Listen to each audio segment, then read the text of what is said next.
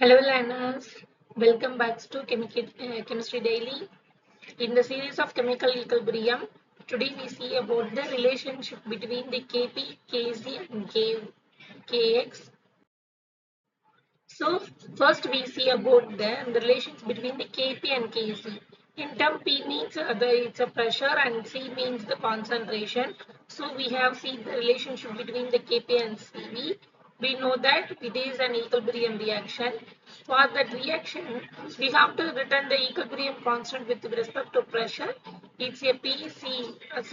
C is the number of moles and it's a product and it's a number of moles. So we have written like that with the base of pressure and in base of concentration we also derived this equation. So these are we are known about this equation. And also we know about the ideal gas equation. What is ideal gas equation? PV is equal to nRT.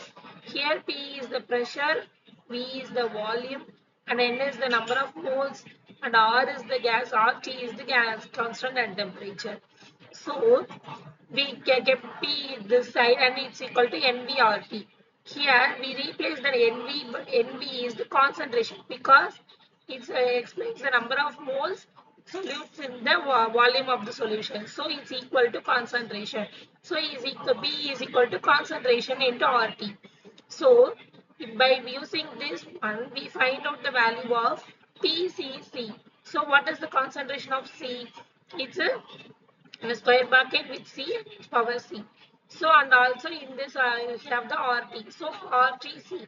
So with like that we written like that for the PD and PA and PB. So we substitute the value of PC, PA, PD and this in this KB equation.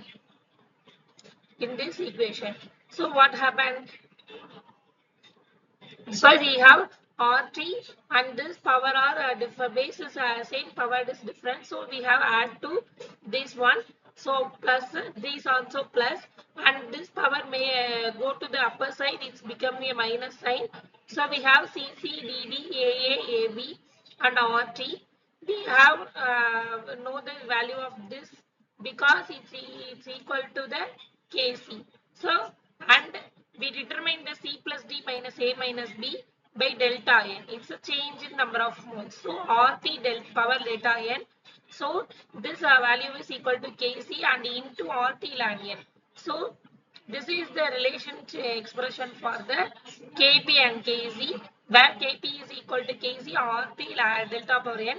So we have discussion here. When delta N is 0, we get the value of Kp equal to Kc. If not equal to 0, the Kp and Kc is not equal to 0.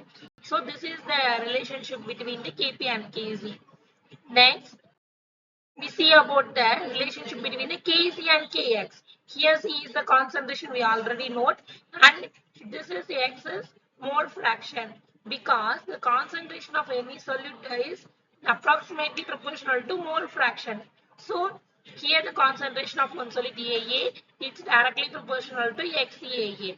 So the AA is equal to constant because in the equal to opposites we kept the constant into XAA. So we can substitute this value in the Kc equations.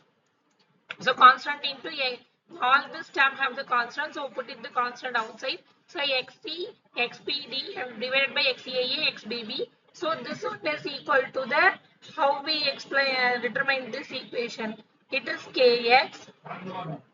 So Kc is equal to constant into Kc. So we kept the Kc here. It's come to divide. So Kc by Kx is equal to constant. So this is the relationship between the Kc and Kx. And also we discuss about the relationship between the Kp and Kx. That means pressure with mole fraction. So we have known already the pressure is equal to concentration RT ln N and also Kc is equal to constant into mole fraction. So we have substituted the value of Kc in this equation. Substitute these values in this equation. So what does we get?